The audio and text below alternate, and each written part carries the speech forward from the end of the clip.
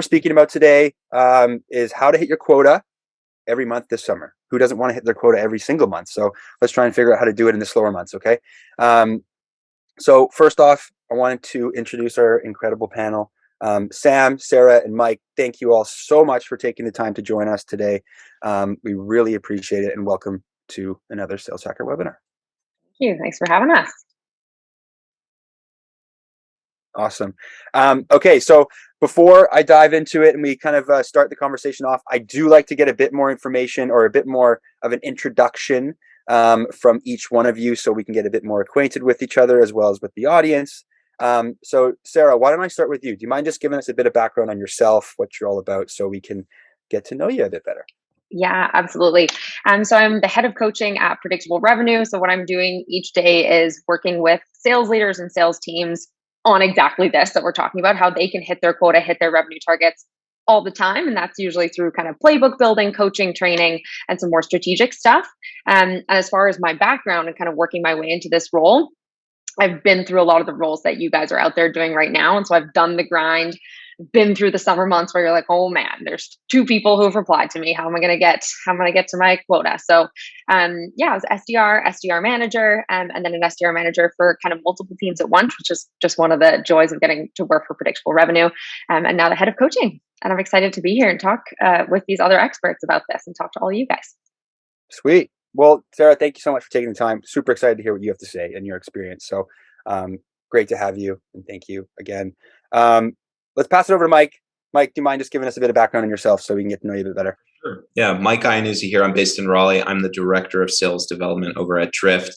I've been in sales development for the last 7 years. I feel like you're always in sales development, no matter where you're at. But I've worked as an SDR. I've worked as an account executive. I've worked in operations. So I've been all over the place, but most of my experience comes from leading high-performing sales development teams. So excited to be here. Awesome. Well, thanks, Mike, for joining us. I'm excited to hear your multiple different views. And you're right. No matter what you're in, sales development is part of it in some way, shape, or form. So super stoked to have you here. Last but not least, Sam, thank you so much for taking the time to join us on another webinar. Please just give us a bit more information on yourself for those who don't know who you are. Yes, my name is Sam Nelson. I'm an SDR leader at Outreach, and I've been at Outreach for over 5.5 years. Which is a long time in Outreach time. When I started, I was in the first cohort of SDRs at Outreach, and Outreach has grown a lot since then, and I've worn a lot of different hats. So I've been SDR manager, manager of SDR managers, and working with high priority clients. I've now worked with hundreds of different teams on their outbound SDR strategy. So hyper specialized in that small corner of the world. Sweet. Awesome. Well, Sam, thanks for joining us again. And thank you all 3 for joining us. Super excited to hear your different perspectives on what we're talking about today, because I know it can be challenging for a lot of people right now. Okay, sweet. Well, we know each other. I've done the boring stuff. Let's get into why we're here. Okay, so I want to start off with just a kind of a comment. And Mike, I'll start with you to kind of kick it off here. So like we have talked about, the summer months are slow, right? People are out. People are taking time off. Even maybe your champion might even not be able to kind of give you answers because their boss is out, right? So it's kind of going back and forth. How do you encourage your reps to plan ahead for the summer months, right? For when the champions might be going out, how to understand what the next couple of months are going to look like, especially as it kind of slows down. Loaded question.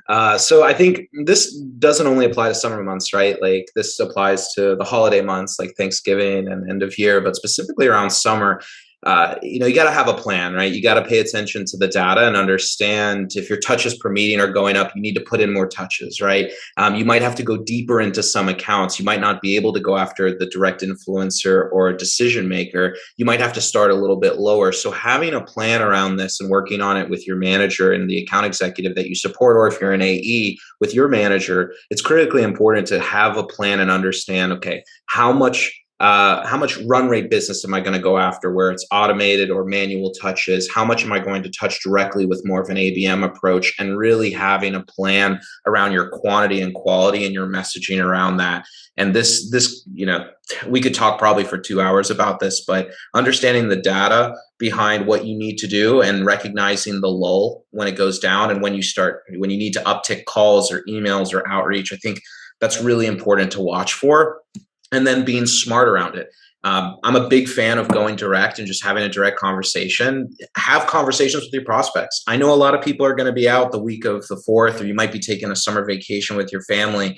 How can we get this wrapped up in order to have, something figured out, or whatever you're trying to work towards figured out before, or at least have a conversation before that happens if you're closing a deal. But if you're being direct around, let's say, sales development, and you're having a call, and somebody says, look, contact me the first week of August after I'm back from our break, why not start the call for 15 to 30 minutes, get introductions done before the holiday break, try to squeeze it in, anchor at that, and then make it easy for them to have a more detailed call later when they do return, and they can loop other business people in the business that need to be involved in the decision-making process in later. So having a strategy, I think, is important. Now's not the best time to be thinking about how you approach the summer months. You should have done this back in June, but essentially you can apply this moving forward, and you can also think about it when you're a salesperson and you're taking vacation. I know a lot of sales folks work at companies where they have, open PTO or unlimited PTO. And as a salesperson, sales never sleeps, right? You're never done PTO from selling. So preparing for that is similar to the way that you prepare for holidays and things like that. So that's high level for me, kind of how I think about preparation for months where it's going to be harder to get in touch with people or move deals forward in pipe. Mm-hmm. Yeah, you know what? I totally love that point about squeezing in before they go away, because how many times have you gone away that it's like, okay, I'm planning on having this conversation when I get back. You go away and then come back and just completely off your radar. It's like, oh, totally forgot. And then now you got to redo the whole process of trying to get them on the phone, right? Great point there. Sarah, do you have any thoughts on that? Yeah, I think great points, Mike. Absolutely. I think one of the things there that you mentioned that I can add a little bit to is and that's actually something that you said, Mikey, as well, a little bit earlier, is that you may not be able to get to that direct decision maker right now because they might be already away. So don't, discredit the strength of actually working that champion while you can. Don't just let it go and say like, okay, well, all these VPs are out, so I can't target them until they get back. You absolutely can, because in a lot of cases, if you're working account based or working with large accounts where you're having to work multiple contacts, that, a lot of the time, as valuable as speaking to that decision maker is having somebody internally who can help you sell it, run it up the ladder, right? So you can still be doing that. You can be starting the conversations with those people.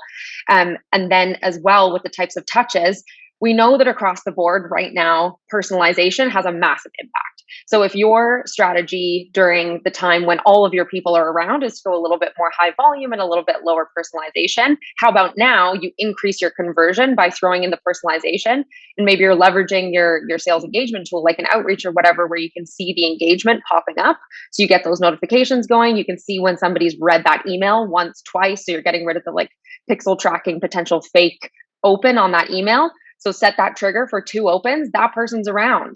That person's reading their email. Go personalize, do the research, do a little bit more to get in touch with those people that, are showing some engagement when the other people are out, because you got a little bit more time for that.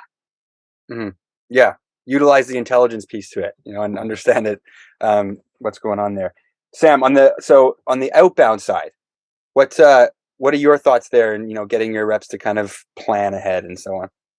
Well, one thing that's really important is, I think Sarah and Mike were both right on what they said. But it's very important to take it seriously, I guess, or just know that it's coming. And if you're the kind of rep that kind of likes to slack off at the first couple of weeks and then kind of work really hard the last week and get a few sales in and maybe complain to an AE at the end, that might not work in July. So you just be prepared ahead of time. You don't want to be caught off guard and have it be too late and miss quota. So I think I remember distinctly when I was a rep, as like an individual SDR, the managers made a really big deal of July and how you need to really be careful and you need to really plan ahead. You can't waste any time, because if you do, then you might miss quota. And it was like our best month of the entire year, right? Because we were all so freaked out. So take it seriously, and just know that like you have fewer days, and you need to make sure that you make the absolute most of the time that you have. So I think part of it is people are out. It's hard. The other thing is like, there are a lot more temptations to just work less, especially if people are working from home and it's a sunny day and it's like, we never get sunny days in Seattle. I'm just going to take a quick break. You just have to be careful of those things. Stay motivated. And one other way, if you're struggling to just like really put in the hours and you feel like there are a lot of distractions, setting up incentives for yourself can actually be really motivating. Obviously, if you're a manager in this situation, you can do spiffs. Maybe we can talk about some examples of those. But even if you don't have that, if you just say, hey, here's something I would never ordinarily justify doing for myself that would be enjoyable, and the only reason I'm going to justify it is exceeding quota this month, that can be extremely motivating. Mm-hmm. Particularly if you have like a significant other you need to get on board too, and they can be involved in that. Yeah, that can help too. Well, and to piggyback off that, Sam, and I would like to hear from Sarah and Mike as well on this. Perfectly, like you said, it's so in the summertime when it is slow, right? And people are out, and your friends are calling you every minute, being like, "Hey, let's go to the beach. Let's go for a trip. Let's go do something." You know, it's so simple to take those mental vacations, right, and just kind of like step away rather than honing in, doing deep work, and focusing on what needs to happen. Especially in a digital environment where, you know, we're kind of working remotely, you have a bit more freedom, you're not kind of in the office. Sarah and Mike, and Sam, how have you been able to, outside of Sam, what you just mentioned, been able to keep your reps focused and active and, you know, on track with what needs to happen to succeed? Sarah, what are your thoughts? I think there's two pieces here. So the first piece is like going off of that idea that you can increase your touches or increase the, you know, the work that goes into those touches if they're personalized or whatever. You can be more efficient than you usually are without having to put in as many hours. Like, I think that's one thing we all learned at the office, and then coming home is like, actually, I spent a lot of the time like chatting to my colleagues when I was in the office, and I can be as productive as I was there in fewer hours. Or just little tricks like the calendar blocking thing. If you're one of those people who goes like, phone task, research the company, write the email, research the next company, phone task, and then you're like jumping around through all these different things, calendar blocking and going like, how would I do all my research, which prepares me for all my calls, and then I write all my personalized emails, and you're kind of able to get around the context switching there. I think that's massively helpful, because if you can be ultra efficient and hit your activity metrics, you can get outside and, you know, get on the patio for happy hour and not miss out on the sunshine. But one of the things that's been really beneficial for me, and I was doing this kind of from when I was an SDR manager, and I've kept on now that I'm a coach, is work on, this only really works for like Pacific and Central folks, but push your day to Eastern time, because those people are all working. You can work on Eastern time and capture all those people in the morning. Then you can talk to your Pacific people in the afternoon, and then you can wrap up your day at a cool 2:30, 3 o'clock and hit the beach. And yeah, granted, you're going to have to go to bed a little bit earlier or be tired for the summer, but you're up with the light. You've got all the light in the afternoon. It's best of both worlds. You get your full day and the full summer day. That's bang on, because that's my situation too, right? The majority of people I work with, or my entire team, is on Eastern time. I'm on Pacific time, right? So my day starts super early, which I'm totally cool with. I'm a morning person, right? And then again, you know, you get the time to kind of hop off a bit early and just kind of enjoy the summer. But then again, also making sure you're getting everything sorted, making sure you're hitting all your metrics, and making sure you're getting everything done, right? So that's a great point there. Mike, what are your thoughts? I think it's understanding your people. Like, I love the points that you made, Sarah, because at the beginning I was like, man, this is a great question. Then I started thinking about it. I'm like, there was this study that was run many years ago around manufacturing hours. And what you notice is if you have a typical work week of 40 hours, people come in, and as you go through your day, you're like, oh, I got 8 hours to do this stuff. So I might go for a walk and get it, you know, knock it out. And then I'll come back and I'll get around to sending that email. And then next thing you know, you're on a call and you're like, oh, I'll send that email later, right? But what one of these companies did was they said, look, we're just going to do 40 hours in like 4 days, right? Typical concept. but we're going to work at 110% over those course of those 4 days, right? And you can incentivize this. I've done this in the past, leading teams a couple companies ago, where through the summer months, we knew that there was a lull. We knew that people were kind of burnt out and they just wanted to be out and about. So we said, look, we'll let everyone go at noon on Fridays if as a team collectively we can hit this number. But we put in rules in place that everybody had to deliver a certain amount of leading indicators, right? A certain amount of touches, emails, right? The team books, let's say 50 meetings, but everyone hits 50 dials and stuff by this time on Friday, everybody's off, right? And you better believe everyone was smashing that out of the park through the entire month. And they're like, can we do this the whole year? And I had senior leadership looking at me like, Mike, we got to have them here, right? But I think it's really nice to understand your people and what motivates them. If spiffs motivate people, great. And most people in sales are motivated by money, but some people are motivated by having 3-day weekends, right? Or having that flexibility to duck out early and spend time with their kids and have dinner. And, understanding your people and thinking about those motivators, but trying to create one giant motivator just for people to come in, knock the work out, get it done, and then, be able to do whatever they enjoy, I think is absolutely critical. So that would be my advice on that. And know yourself personally. Like for me, I love to be able to finish all the activities I need to so I can go do things that I enjoy doing, but I won't be able to do those unless I know that I've completed the task at hand. So know yourself too, if you're an individual contributor. Totally. Love that. That's fantastic. And that's kind of how I like to do it too, right? Like I mentioned, I'm a morning person. So I just bang out everything as quickly as or not as quickly as I can, but all in the first chunk of my day, which gives you the freedom to kind of to work outwards. So I got another question outside, because there are multiple different motivators that can get your reps going. But when you're making those 50 dials a day, and no one's picking up, right? Or if they are, they're just like, go away, or just like, no. Like for me, it's never really discouraged me. It's actually kind of propelled me, but there's a lot of people that it can discourage, right? Is there any things that you have done or with your reps that might be struggling with that kind of piece during the summer months that you've helped them kind of gain more confidence or motivation on that situation when nobody is picking up the phone or you're not kind of booking those meetings or so on? Sam, do you have any thoughts on that? Yeah, I mean, that's important. It's important for the summer, but it's important at any time. Like Anytime, yeah. when sales development really is a game of numbers. And like when you make a cold outbound call, you're gonna a few percentage points of the time you're gonna connect with someone, and then less than half the time you're gonna set a meeting with them. And so with anything where your success rate is gonna be like 2% of the dials that you make, there are going to be days where you have like 4 in a day and you're going to feel like you're totally on fire. And you're going to have multiple days where absolutely nothing happens.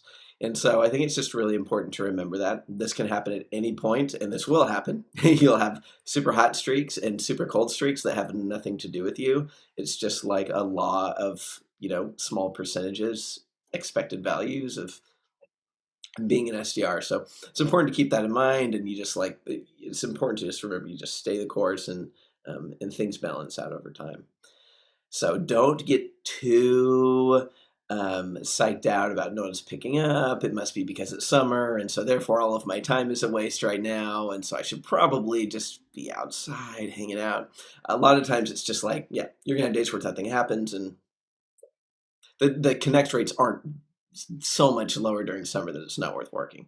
People tend to overestimate how often that's the case. It's about the same, but it's just, sometimes it's a little harder to stay in there and grind when there's so many other things to do.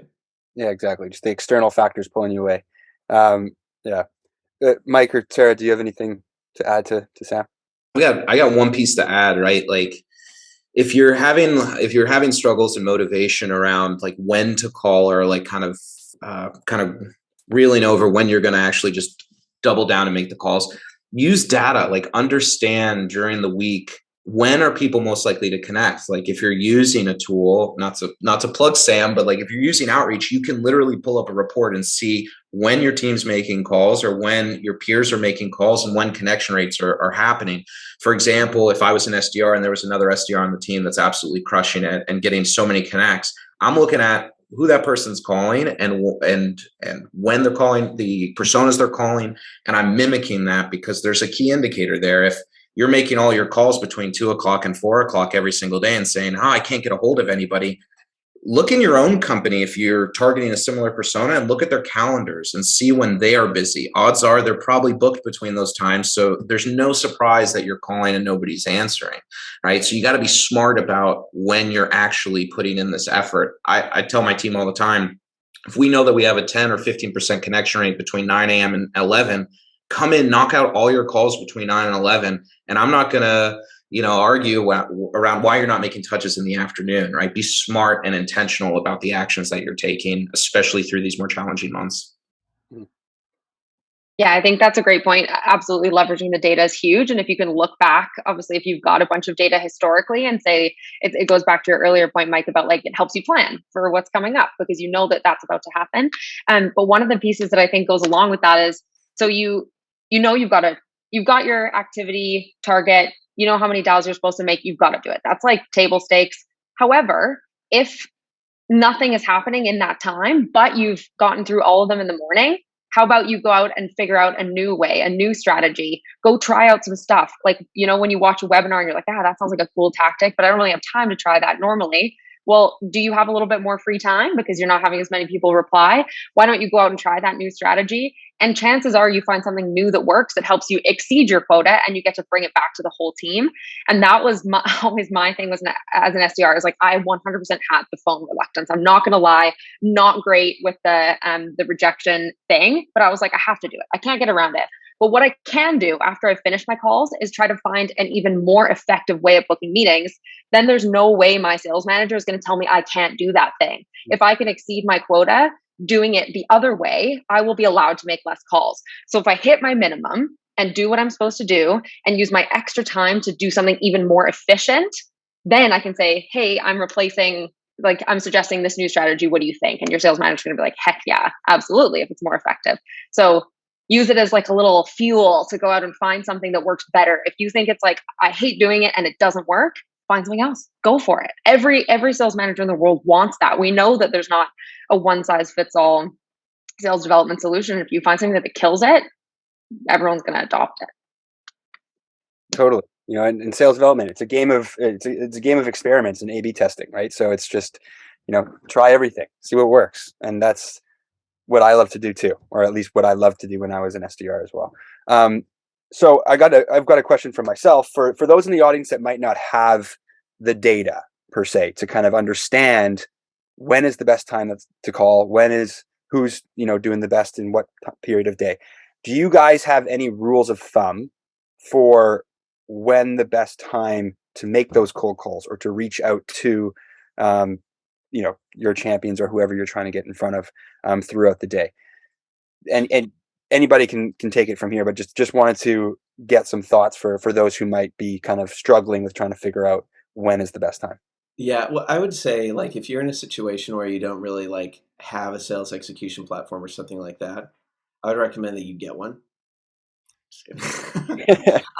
But as a good rule of thumb, like what you'll probably find, or even if you have one, if you're going to go and look into your data, you'll probably find that between 9 to 11 works really well, particularly for companies. Like the thing is, a lot of companies, finding the right times is good. There are a lot of companies who maybe their sales force isn't perfectly organized and they don't even have the time zones figured out.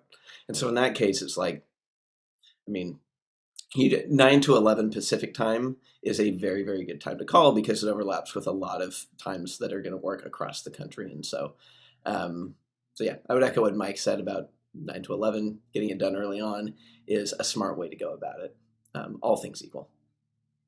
I think another thing too is like look around at your team, like when are most people checked out, right? It's like end of day Friday. And I found that a lot of situations, like people aren't cold calling at end of day on Friday. So if you are doing the action when nobody else is doing it, you're more likely to get a connection. But I think about your prospects, think about a day in their life and what they're doing. And typically in the morning time, people aren't, you typically want to avoid a 9 a.m. meeting internally you want to get the day started. You want to catch up on things. So they're easily able to pick up the phone if they get a call.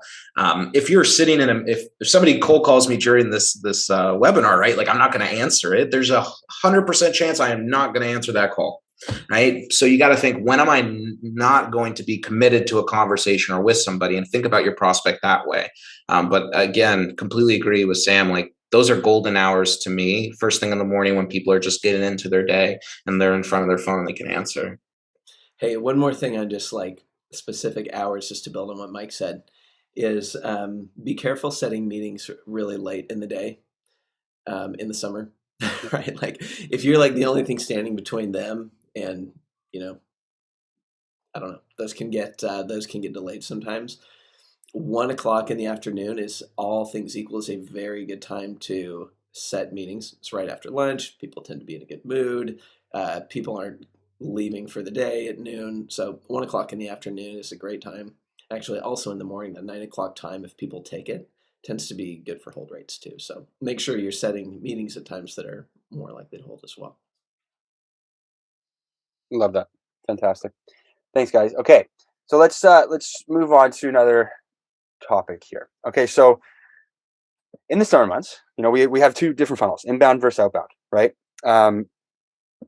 Do any of you put more emphasis on one over the other during the summer? Like, would you put more on the inbound side, or is it more on the outbound side? What do you see your reps doing more of, or what do you see a lot of inbound coming in the summer, or is it primarily reps kind of going out and trying to find new business? Sarah, what have you seen? Yeah, I think it definitely depends on the industry. Like it depends what's going on in that prospect industry that is maybe making them come to you to solve whatever problem. So specifically being in sales development, and so people coming to us for help with that, you actually do see that uptick come through the summer, because it's like, if I'm not on target for my revenue target now, I really need to get something done. So people actually do tend to come in through inbound, because they're going like, okay, I'm planning for Q3, but I'm already behind. So what am I going to do to like save this year? That said, if you're working in another industry that's more seasonal, and like a lot of the work doesn't happen because their clients are out in the summer, it's a different story. So I think, as everything with outbound and inbound comes back to, it's, you got to know your clients. You got to know what that title is doing. You've got to know what that market is doing, what those types of companies are doing. And I think that's going to impact. So whoever your ideal target is, or whoever's coming in through inbound, is going to be influenced by what's going on in their world. And so I can't say that there's a hard rule that I'd apply across all companies, but certainly for us, there's a lot of inbound. We do, recommend, and ourselves, we follow the kind of segmenting of inbound versus outbound. So if there's an uptick in inbound, it's not going to take away from the outbound in the summer. We're still going to make that push. And it's just going to be, harder qualification and more follow-up from those inbound people trying to maybe take care of the higher volume. Or conversely, if it's a lower volume, they can go back on their nurtures. They can go back on those meetings that didn't, convert to demo, or maybe went to demo and dropped off, and help out the AEs, kind of going back on some of those inbound deals if it is a slower chunk of time.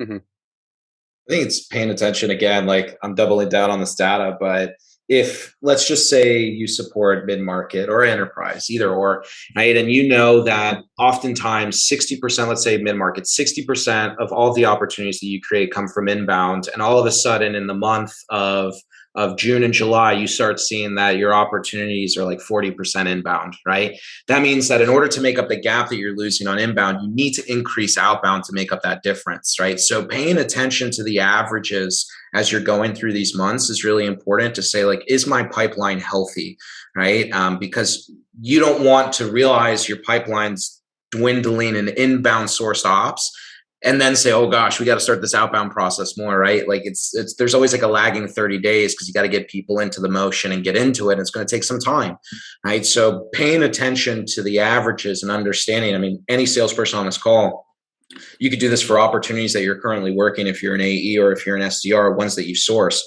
how many have come from, what's the total? How many of the ones that you've booked have they come from inbound source opportunities or versus just straight up cold outbound? And look back at this over the last couple months. If you can, look at those historicals and then see, is inbound increasing or decreasing? This is also a time too to like up level. So if you see inbound increasing, typically the motion that you have to run on an inbound is shorter, right? You get an inbound, you send maybe an email or two and make a phone call, sometimes just a phone call, and you get that meeting booked.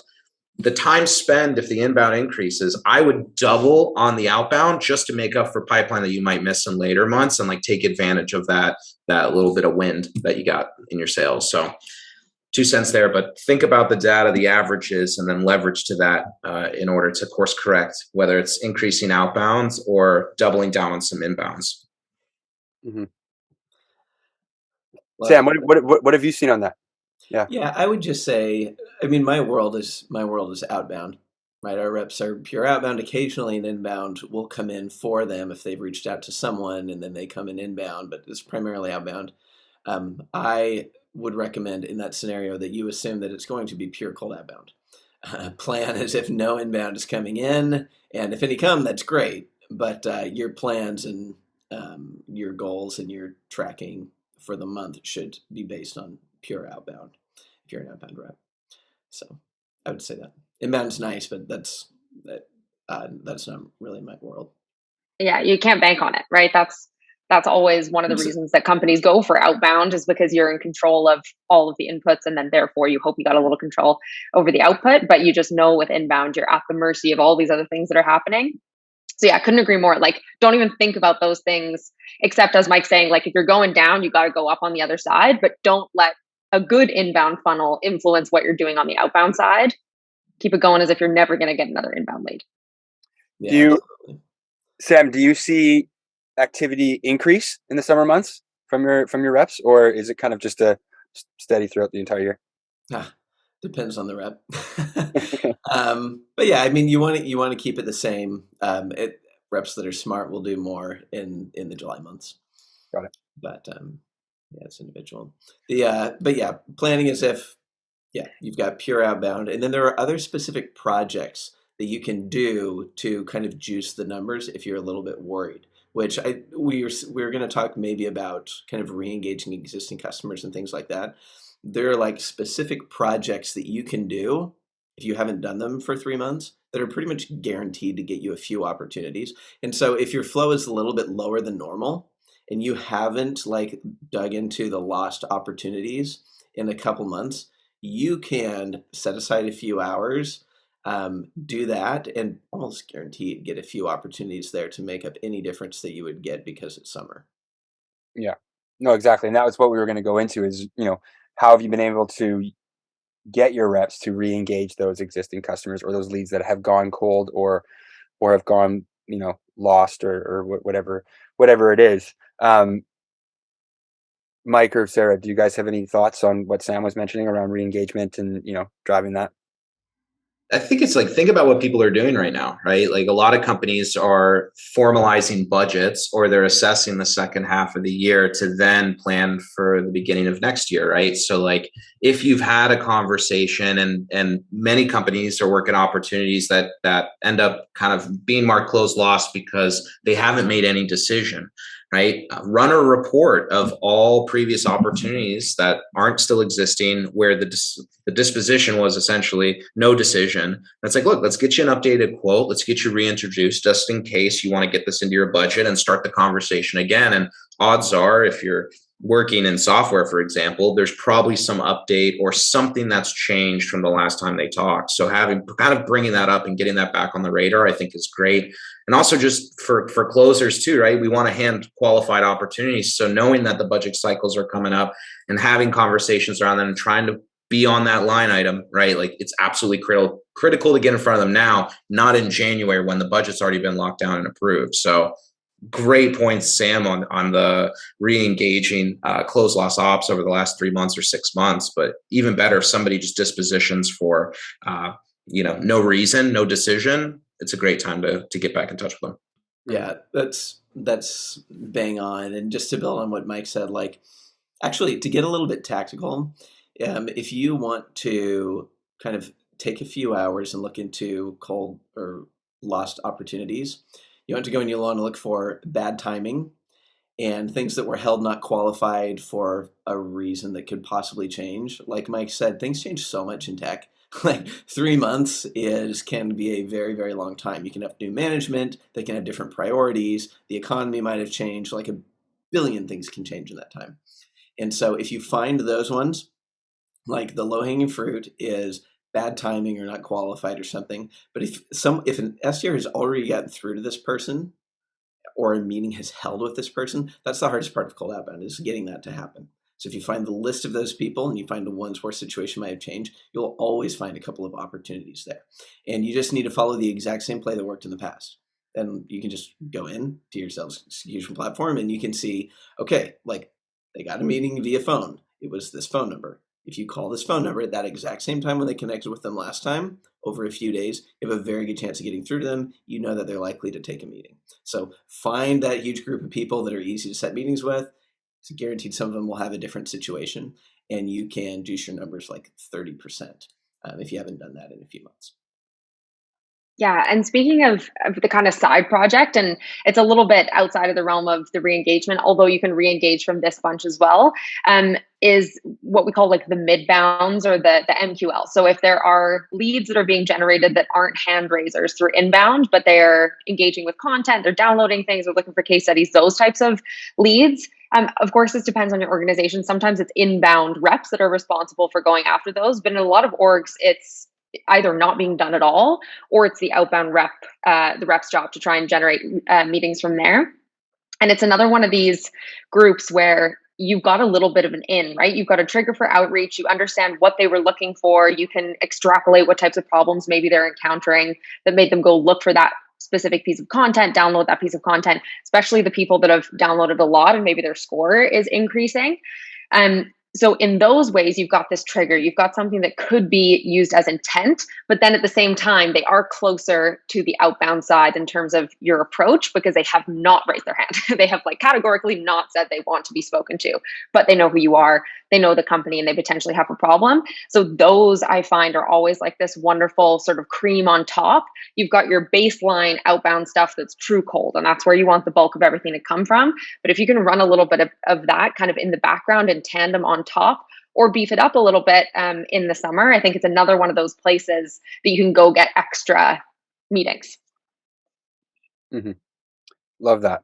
And going back to with Sam, what you said, I love that point about how looking back at like kind of the history, right?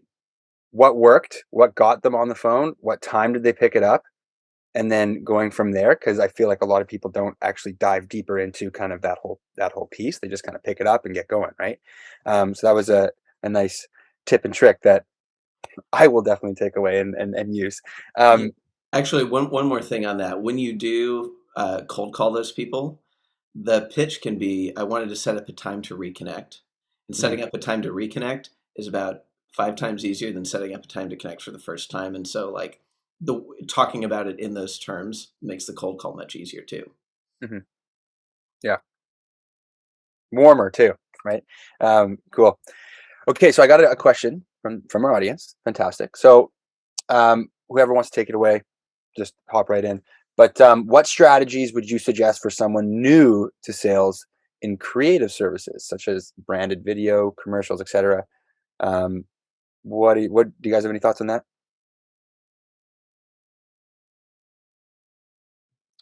I mean, I would look at like, okay, so if we clarify, like maybe you're selling creative services, right? So hyper personalization in this field, I think, is really important, right? You're not just going to be able to say like, these are what we offer, these are our prices, great, right? Because they're probably already linked up with somebody that they've been working for years if you're prospecting them and they have a public facing site, right? I've worked and consulted a marketing agency that did creative design, so I know this.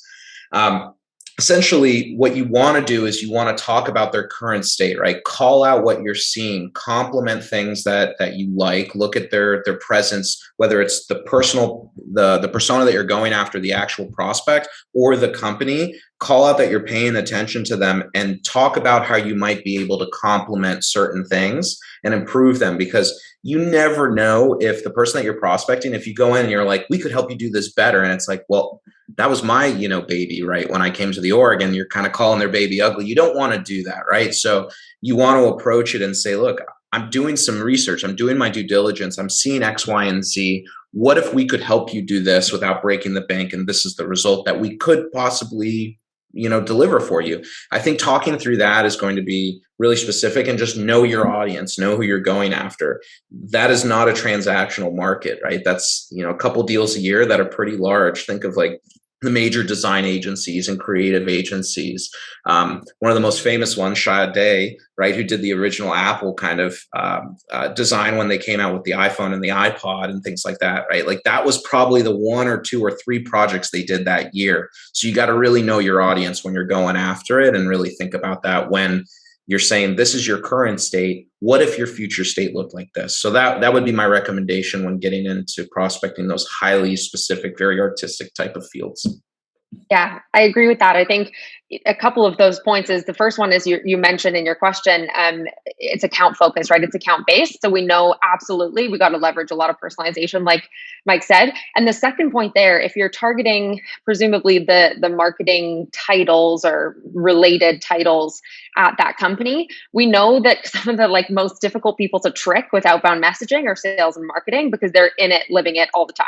So if you're going to try to send them a message that isn't personalized and researched, no way they're going to think it's for them. We always do our best when we talk about things like personalization at scale, or like personalizing to the persona, to the segment. It works to a degree. I think we know actually across the board that all of kind of prospects are getting smarter and learning how to see through that kind of stuff anyway, but especially your sales and marketing people. Like, I don't know if you guys have ever been in a position where you've got a prospecting email and it's like one of these like shoddy, like completely automated, asking me if I want like web design services, which is funnily enough quite close to this, but I'm not getting on your case at all. But someone was asking me like, do you need like personal dev services for your website? Because blah, blah, blah. And I was like, what about the head of coaching told you that I would need that? Yeah. Like, I'm never going to reply to this email. So, but I think especially like our marketing and sales people have a keen eye and are harder to convince. Like, you better earn that response with your personalization, multiple touches, showing them that you know them, like Mike said. Totally. Love it.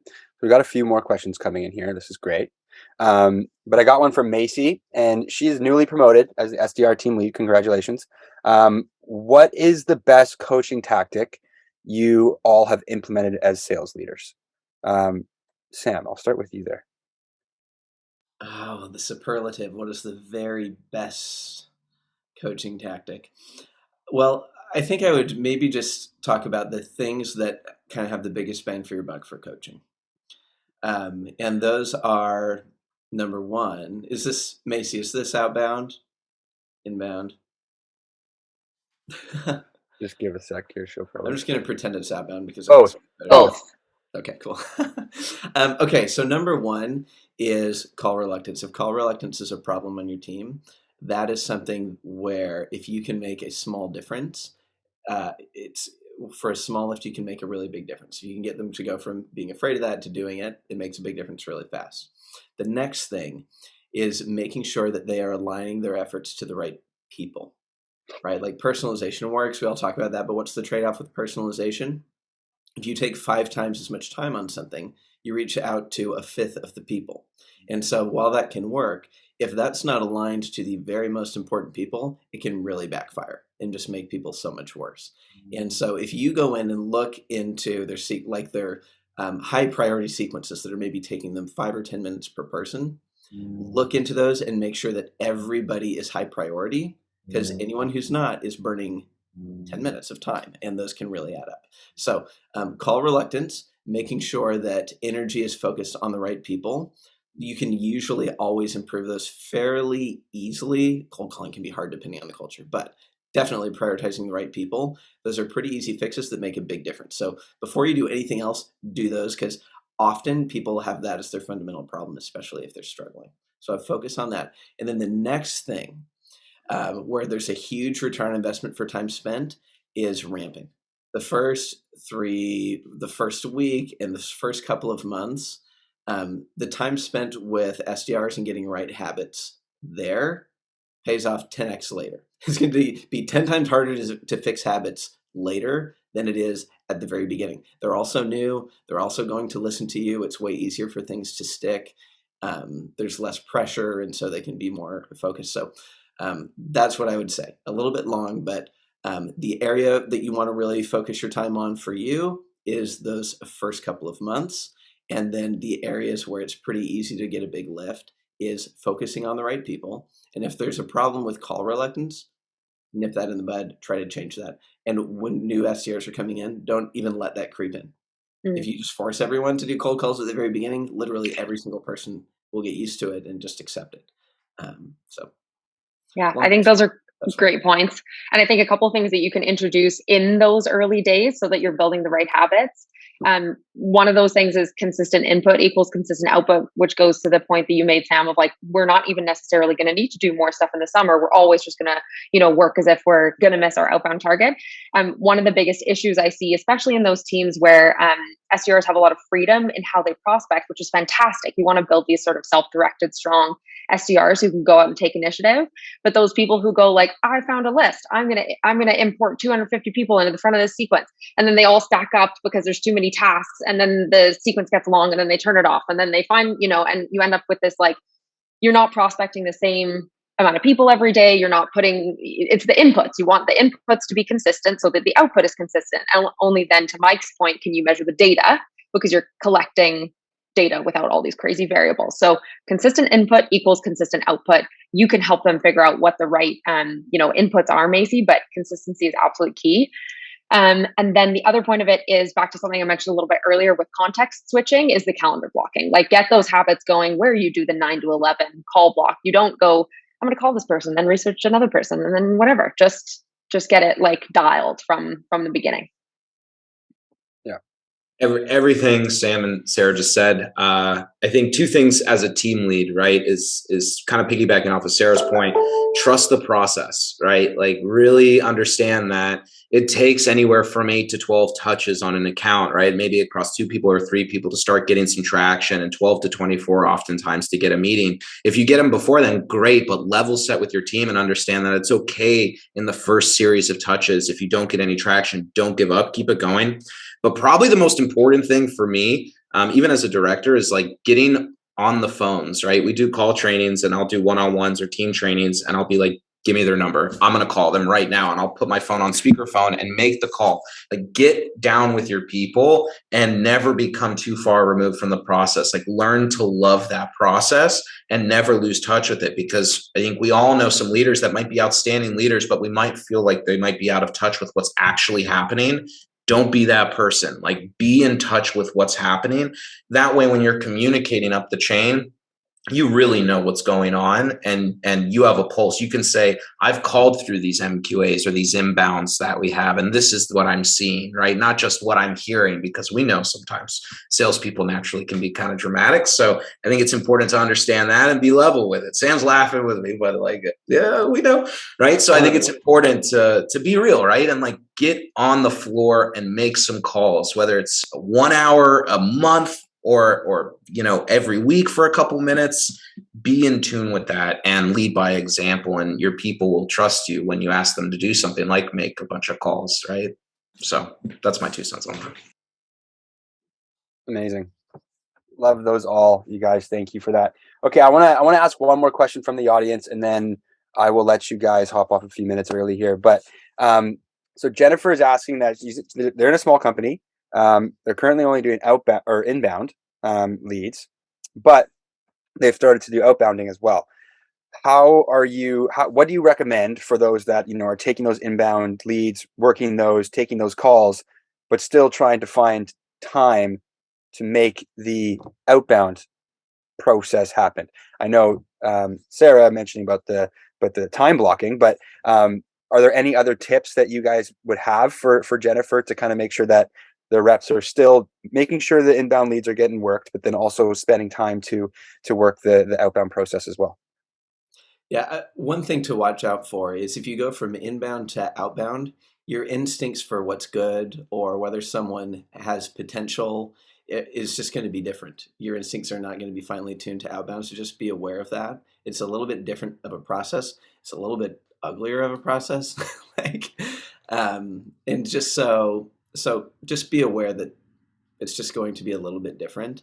And also, I'll echo this, I mentioned it before, but make sure if you are going to outbound and you're now responsible for cultivating your own leads, make sure they're the right people. Otherwise, you can feel like you're working really hard and doing the right thing and just be spinning your wheels. So make sure the right people are being focused on. And then also just know that people are not going to be as nice as inbound, and that's okay. Like that's just part of the process, and it works still. Go ahead, Mike. I think it's just like Sam's saying, it's two different motions, right? Like outbound is really a pushing motion, right? We're pushing thought leadership, we're pushing value. Inbound, we're pulling them in, right? We see that they're kind of hooked, but we want to get them across the line. I think understanding the success of both of those, right, and the necessary need for both is really important, and like communicating to your reps and your people the why behind it. The outbounds of today are the inbounds of tomorrow. If you're not pushing outbound, one of the best marketing engines any company has is their sales development team, because somebody might not respond to an email or a phone call, but they're going to see that in their inbox. They're going to see that on their caller ID. They might see stuff on LinkedIn. And then when they're in a meeting 2 months from now and they say, man, we've got X, Y, and Z issue, somebody's going to say, oh, I've been getting pestered by all these emails from the sales development rep. Maybe we should give them a call and see what's going on. Yes, meeting with them. Next thing you know, they're coming inbound, right? So there's a direct correlation to outbound coming back inbound, and making priorities for both. Organization is key, right? Like set some time in the morning just to go real quick through inbounds, have all your SDRs and all your salespeople block that time off so it's dedicated and it's in front of them. And then they can organize the rest of their day to go outbound or do whatever else they need to do in order to accomplish their goals. I would also recommend, there's a lot of inbounds that people work that don't ever amount to anything. Don't just stop working them.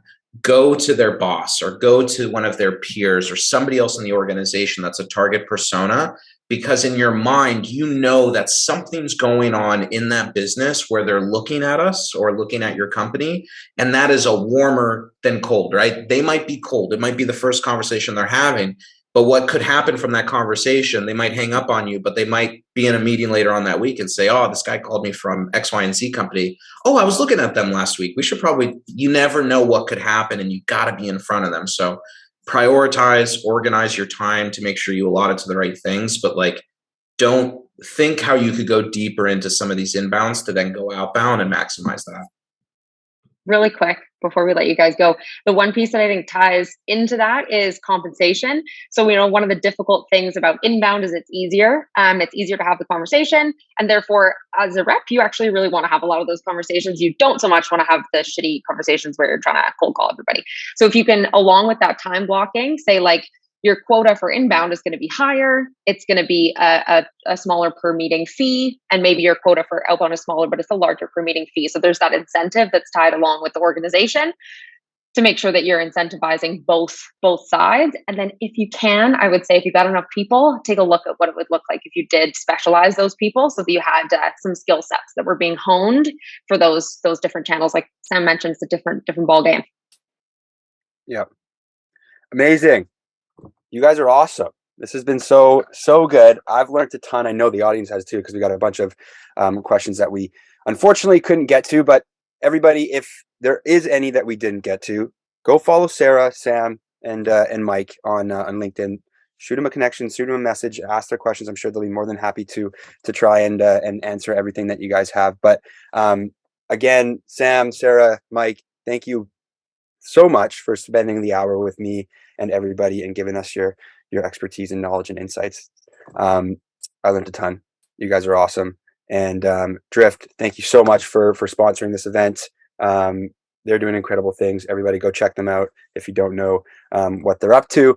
But again, thank you all so much for being here. I had a blast. And have a fantastic weekend, everybody, and the rest of your week. And I look forward to doing it again soon.